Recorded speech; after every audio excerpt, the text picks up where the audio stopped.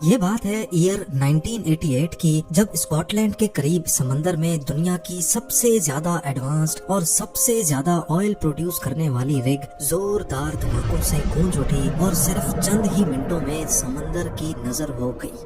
پورے 3 مہینوں تک زور لگانے کے باوجود بھی انویسٹیگیشن ٹیم کو اس حادثے کی اصل وجہ معلوم نہ پڑ سکی، لیکن پھر 3 مہینوں کے بعد جب آئل رگ کا ملبہ سمندر کے نیچے سے نکالا گیا تو اس میں سے کاغذ کا ایک چھوٹا سا ٹکڑا ملا، اور اس ٹکڑے میں جو کچھ لکھا تھا اس نے سارے حادثے کی حقیقت کو کھول کر سامنے۔ اسکاٹ لینڈ کے شہر ایبرڈین سے 190 کلومیٹر دور ویران سمندر کے ٹھیک اس حصے میں آف شور آئل پلیٹ فارم، جس کو پائپر الفا کہا جاتا تھا، اس نے آئل کی ایکسٹریکشن اور پروڈکشن کا کام اسٹارٹ کیا۔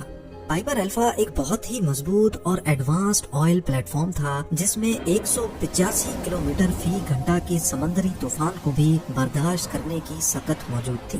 تھا تو یہ سمندر کے ایک ایسے حصے میں جہاں دور دور تک کوئی شہر آباد نہیں، لیکن پائپر الفا اپنے آپ ہی ایک شہر تھا، کیونکہ ایک وقت میں یہاں 226 ورکرز رہتے تھے جو شفٹوں میں 24 گھنٹے کام کیا کرتے تھے۔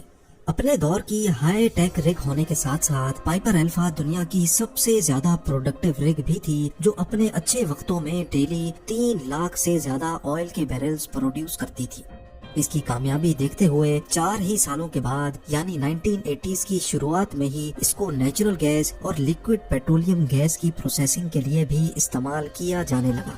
اس کا ٹوٹل وزن 20,000 ٹن تھا، جو تقریباً 100 ٹرین انجنز کے برابر بنتا ہے، اور اگر اس کی اونچائی کا اندازہ لگایا جائے تو یہ سمندر کے سرفیس سے 90 فیٹ اونچی تھی، جبکہ اس کا آدھے سے بھی زیادہ حصہ سمندر کے اندر ہوا کرتا تھا۔ جی ہاں، یہ فلوٹنگ آئل پلیٹ فارم نہیں تھا، بلکہ حیرت انگیز طور پہ اس کی فاؤنڈیشن 750 فیٹ سمندر کے باٹم سے اٹھائی گئی تھی۔ پائپر الفا کا مین کام آئل کی پروڈکشن تھا، جس کو پروڈکشن ڈیک پہ کیا جاتا تھا۔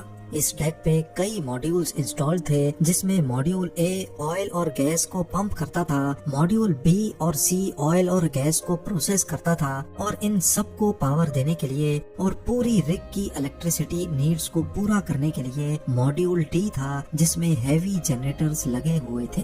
یہ ایک بہت ہی کمپلیکس پروسیس ہوتا ہے، جس میں پارٹس کی ریگولر مینٹیننس بھی ریکوائرڈ ہوتی ہے، اور اسی مینٹیننس کے لیے پائپر الفا پر 200 سے زیادہ ورکرز کی آرمی رہتی تھی، جن کے لیے پروڈکشن ڈیک کے اوپر کمپارٹمنٹس بنائے گئے تھے۔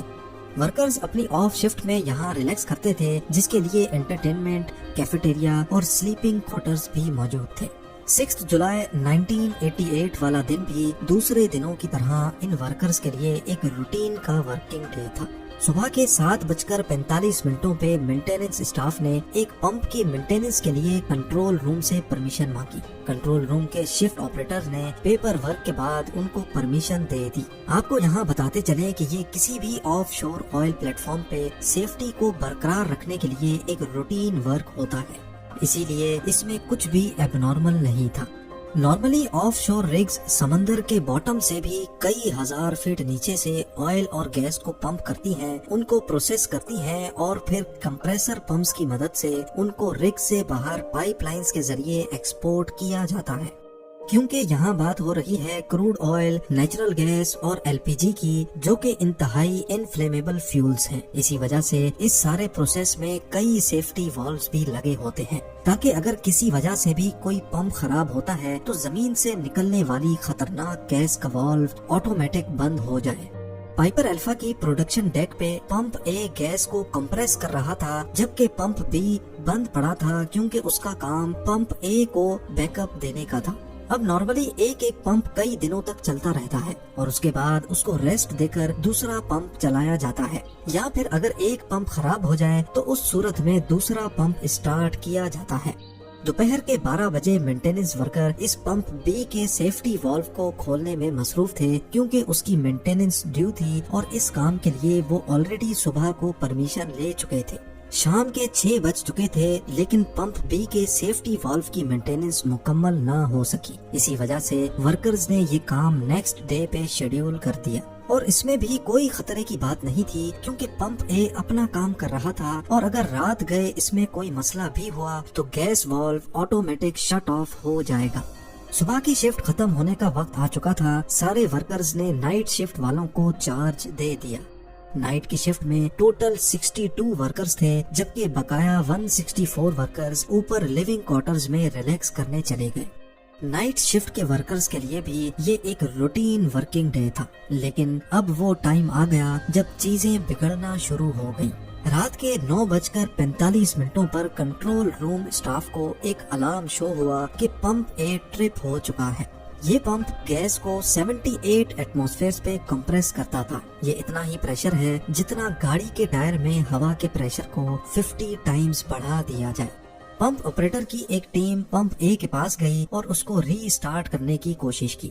نارملی پمپ آسانی سے اسٹارٹ ہو جاتا ہے، لیکن اس بار وہ نہیں ہو رہا تھا. اب کنڈیشن یہ تھی کہ زمین کے نیچے سے گیس مسلسل ٹینک میں جمع ہوتی جا رہی تھی، اور اگر اگلے آدھے گھنٹے تک پمپ نہ چلا تو گیس والو بند ہو جائے گا اور اس کے ساتھ ہی پوری رگ کا پروڈکشن پروسیس بھی. بے شک یہ اتنا ڈینجرس تو نہیں تھا، لیکن ورکرز رگ کے شٹ ڈاؤن کو ہر قیمت پر اوائڈ کرنا چاہتے تھے. آپریٹرز کے پاس اب صرف ایک ہی آپشن بچا تھا کہ بیک اپ پمپ یعنی پمپ بی کو اسٹارٹ کیا جائے. لہٰذا وہ کنٹرول روم گئے اور مینٹیننس شیٹ میں دیکھا تو معلوم پڑا کہ صبح کی شفٹ والوں نے پمپ بی پر ابھی تک مینٹیننس کا کام اسٹارٹ ہی نہیں کیا. یہ دیکھ کر پمپ بی کو آن کرنے کا فیصلہ کیا گیا. پمپ بی کو اسٹارٹ کرتے ہی سب کچھ واپس نارمل ہو گیا، لیکن اس کے 10 منٹوں کے بعد 9:55 پر کنٹرول پینل میں کئی اور الارمز بجنا شروع ہو گئے. اور یہ کوئی وارننگ الارمز نہیں تھے، بلکہ یہ گیس لیکیج الارمز تھے. یعنی یہ اس بات کی نشانی تھی کہ رگ میں کہیں نہ کہیں گیس لیک ہو رہی ہے. ابھی کنٹرول روم کا اسٹاف کچھ اور کرتا کہ اچانک ایک زوردار دھماکہ ہوا اور رگ میں آگ بھڑک اٹھی. پاس گزرتی ہوئی ایک مینٹیننس شپ کے کیپٹن نے یہ پورا منظر دیکھا، جس نے بتایا کہ رگ میں پہلے بلو کلر کا فلیم بھڑکا تھا.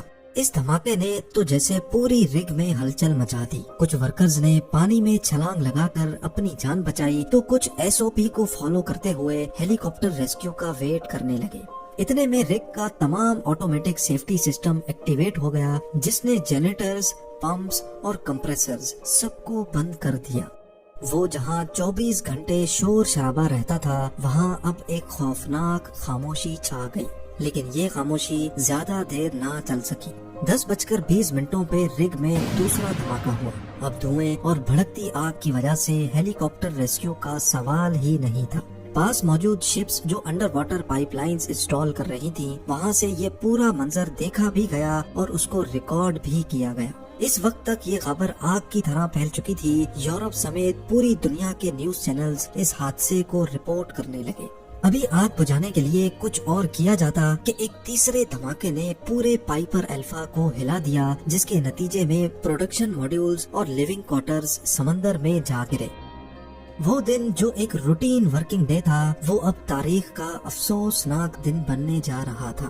پائپر الفا کے حادثے میں 167 ورکرز اپنی جان سے ہاتھ دھو بیٹھے، جبکہ 59 ورکرز انتہائی مشکل حالات میں اپنی جان بچانے میں کامیاب ہوئے. پہلے دھماکے سے لے کر تیسرے دھماکے تک پائپر الفا کو تباہ ہونے میں پورا 1.5 گھنٹہ لگا، اور اس خبر نے سب سے بڑا دھچکا آئل انڈسٹری کو دیا. دوسری رگز پر کام کرنے والے ورکرز نے اپنی جاب سے ریزائن کرنا شروع کر دیا اور کئی آئل پلیٹ فارمز کو سیفٹی چیک اپس کے نام پہ بند کر دیا گیا. سب سے بڑا سوال یہ اٹھایا جا رہا تھا کہ آخر اتنی ایڈوانسڈ اور اتنی پروڈکٹیو رگ کیسے تباہ ہوئی. ایک انویسٹیگیشن ٹیم قائم کی گئی جس کو اس معاملے کی تہہ تک جانا تھا، لیکن ان کے پاس فوٹوگرافک ایویڈنس اور چند چشمدید گواہوں کے سوا اور کچھ بھی نہیں تھا. پہلے تو کسی کو بھی اس حادثے کی اصل وجہ معلوم نہ پڑی، لیکن 3 مہینوں کے بعد جب رگ کا ملبہ سمندر کے باٹم سے باہر نکالا گیا تو اس میں کاغذ کا ایک ایسا ڈاکیومنٹ ملا جس نے ساری حقیقت کھول کر سامنے رکھ دی. حادثے والے دن صبح کو 7:45 پر جب مینٹیننس ٹیم نے پمپ بی کی مینٹیننس کی پرمیشن مانگی تھی، تبھی انہوں نے پمپ بی کے سیفٹی والو کو بھی مینٹین کرنے کے لیے ایک الگ ڈاکیومنٹ پر پرمیشن مانگی تھی، اور انویسٹیگیشن ٹیم کو یہی ڈاکیومنٹ ملا تھا. نائٹ شفٹ والوں نے پمپ بی کو آن کرنے سے پہلے یہ تو دیکھا کہ پمپ بی پر مینٹیننس اسٹارٹ نہیں کی گئی، لیکن انہوں نے دوسرے ہی باکس میں پڑے پمپ بی کے سیفٹی والو کو ریموو کرنے کا ڈاکیومنٹ نہیں دیکھا. جس کو اصل میں ڈے شفٹ والے پہلے ہی ریموو کر چکے تھے۔ پمپ اور سیفٹی والو دونوں الگ الگ رومز میں موجود ہوتے ہیں، اسی وجہ سے کسی نے بھی یہ نوٹس نہیں کیا کہ پمپ بی کا سیفٹی والو موجود ہی نہیں ہے۔ پمپ بی کے سیفٹی والو نہ ہونے کی وجہ سے اس میں سے گیس لیک ہوئی اور 10 منٹ کے اندر ہی گیس ماڈیول کی فائر وال پھاڑ کر باہر نکل گئی اور اچانک اس میں آگ بھڑک اٹھی۔ ماڈیول سی میں بھڑکنے والی آگ جلد ہی ماڈیول بی تک پہنچ گئی، جہاں ہزاروں ٹن کروڈ آئل سلنڈر میں موجود تھا۔ اس کروڈ آئل کو آگ لگنے سے دوسرا دھماکہ ہوا جس نے ایل پی جی کی گیس لائن کو ڈیمیج کیا، اور L P G gas line damage ہونے کی وجہ سے تیسرا دھماکہ ہوا۔ اگر آپ کو اس دھماکے کی نوعیت کا اندازہ لگانا ہو تو بس یہ جان لیں کہ پائپر الفا میں جس وقت آگ لگی اس وقت اس میں اتنی گیس موجود تھی کہ اس سے پورے یونائیٹڈ کنگڈم کی ڈومیسٹک کھپت کو پورا کیا جا سکتا تھا۔ اس ایک چھوٹی کی غلطی کی وجہ سے نہ صرف کمپنی کو 2 ارب US ڈالرز کا نقصان ہوا بلکہ کئی قیمتی جانیں بھی اس حادثے میں ضائع ہوئیں۔ آج بھی اسکاٹ لینڈ کے شہر ایبرڈین میں ان ورکرز کی یاد میں ایک اسکلپچر پارک موجود ہے جہاں ان کی فیملیز ریگولر وزٹ کرتی ہیں۔